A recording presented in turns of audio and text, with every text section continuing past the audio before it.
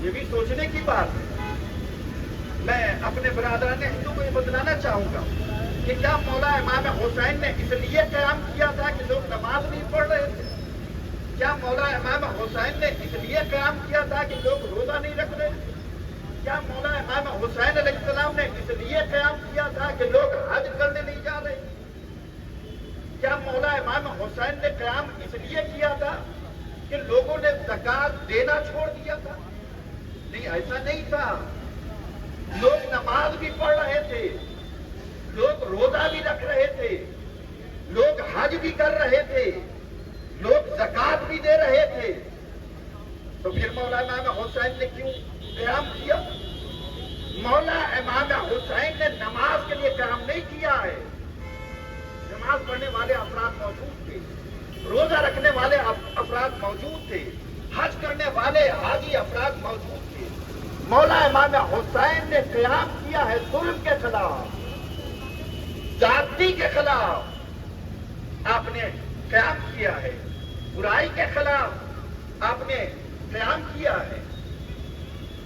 لہذا مولا امام حسین کو قیام کو یہ نہ کہا جائے کہ ان کا مقابلہ یزید سے تھا، نہیں، مولا امام حسین کا مقابلہ یزیدیت سے تھا، مولا امام حسین کا مقابلہ فرعونیت سے تھا، مولا امام حسین کا مقابلہ شیطانیت سے تھا۔ وہ ظلم و زیادتی جو ہو رہا تھا اس کو مٹانے کے لیے مولا امام حسین علیہ السلام نے قیام کیا۔ یعنی یوں کہوں کہ نوع انسانی کے لیے قیام تھا، انسانیت کو بچانے کے لیے قیام تھا۔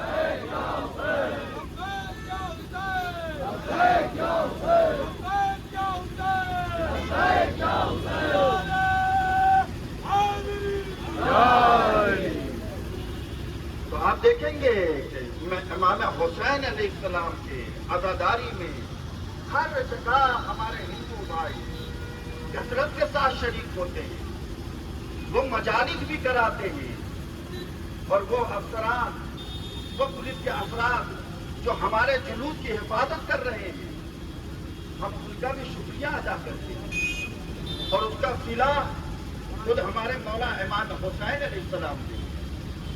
یہ کون ہے؟ دیکھیں، کسی بھی قوم کو دیکھنا ہو تو اس قوم کے ماننے والے کو دیکھ کر کے اندازہ نہیں لگایا جا سکتا کہ یہ کیسے ہیں۔ میں کہنا یہ کیا چاہتا ہوں، اگر مسلمانوں کو دیکھنا ہے، اسلام کو دیکھنا ہے، تو مسلمانوں کو دیکھ کر کے اندازہ نہیں لگایا جائے گا کہ اسلام کیسا ہے۔ اگر اسلام کو دیکھنا ہے تو اس کے رہبر کو دیکھنا ہوگا، اس کے قائد کو دیکھنا ہوگا، اس کے لیڈر کو دیکھنا ہوگا کہ اس کا قائد کیسا ہے، اس کا لیڈر کیسا ہے۔ اور آج کے زمانے میں جو شیعوں کا لیڈر ہے اس کا نام ہے آیت اللہ خامنائی۔ آج کے زمانے میں جو شیعوں کا قائد ہے اس کا نام ہے آیت اللہ سستانی۔ میں اپنے تمام برادران وطن سے ہی گزارش کروں گا کہ ان دونوں کے بارے میں پڑھیں۔ یہ دونوں ہمیشہ ظلم کے خلاف آواز بلند کیا ہے۔ وہ امریکہ، وہ اسرائیل جو ظلم و زیادتی کرتی ہے، ہمارے رہبر معظم آیت اللہ خامنائی صاحب نے آواز بلند کیا کہ نہیں، ایسا نہیں ہوگا، اگر کوئی ظلم کرے گا تو اس کو سزا ضرور ملے گی۔ ایسا کیسے ہوگا کہ ایران میں کوئی ایرانی کو مارے اور اس کا کیس امریکہ میں چلے؟ آیت اللہ خامنائی صاحب نے کہا یہ برابر کا حکم نہیں ہے، اور امریکہ یہ منواتا ہے کہ اگر کسی امریکہ کے انسان کی لڑائی ہو جائے، میں بتانا چاہتا ہوں بطور مثال، ہمارے وطن میں تو قانون یہ ہے کہ اس کا مقدمہ امریکہ میں چلے گا، اور اگر امریکہ میں بھی ایک ہندوستانی کی لڑائی ہو جائے ایک امریکن سے، تب بھی اس کا مقدمہ امریکہ میں چلے گا۔ آیت اللہ خامنائی صاحب کہتے ہیں یہ ظلم ہے، انسان ہم بھی ہیں، انسان وہ بھی ہیں، انسان ہونے میں برابر ہیں۔ ایسا نہیں ہے کہ ہم ہندوستان میں پیدا ہو گئے تو ہم کسی سے کم ہیں، کمال میں کم ہیں۔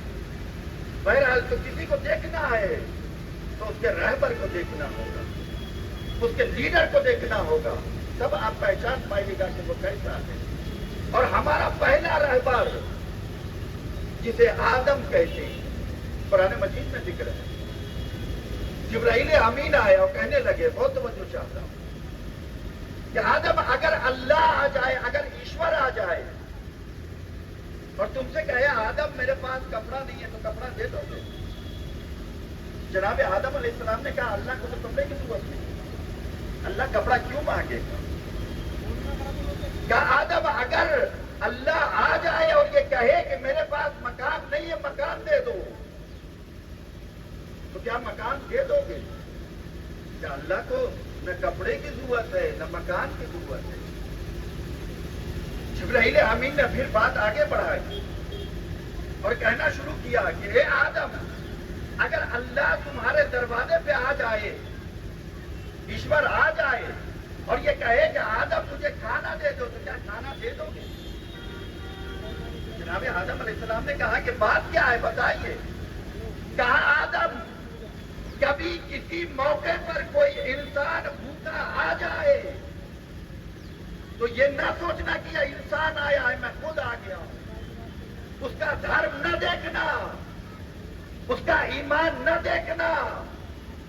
اگر کوئی کپڑے کے لیے آ جائے تو اس سے یہ نہ پوچھنا کہ تم مسلمان ہو یا مسلمان نہیں ہو، جو بھی آ جائے کپڑے کا مطالبہ کرے، کپڑا دے دینا۔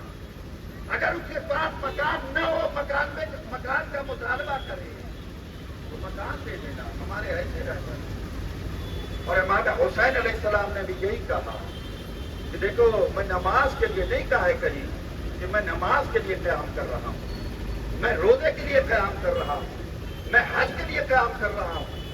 نہیں، امام حسین علیہ السلام نے ظلم و زیادتی کے خلاف قیام کیا۔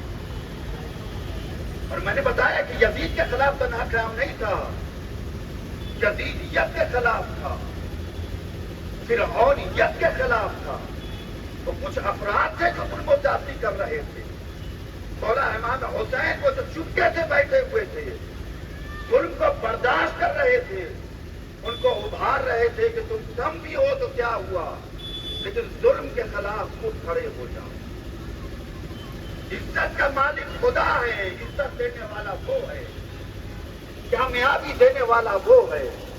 اور امام حسین علیہ السلام نے اپنا سارا گھر چکا دیا، اپنے بچوں کی قربانی دیا۔ 6 مہینے کے بچے، 3 دن کا پیاسا بچہ مولا امام حسین آئے، اس لیے قربانی دے رہے ہیں مظلوموں کی خاطر۔ آئے میرے سراغ کے کنارے، دیکھو اگر تم یہ سمجھتے ہو کہ اس کے بہانے میں پانی پی لوں گا، تو یہ چھوٹا سا بچہ ہے، 3 دن کا بھوکا پیاسا ہے، پانی نہ پینے کی بنیاد پہ اس کے ماں کا دودھ خشک ہو گیا ہے، اسے پانی پلا دو، پانی نہیں دیا۔ مولا امام حسین نے اس 6 مہینے کے بچے کو جلتی ہوئی ریت پہ رکھ دیا کہ اے بیٹا، تم بھی تو حجت خدا کے فرزند ہو، اپنی حجت کو تمام کر دو۔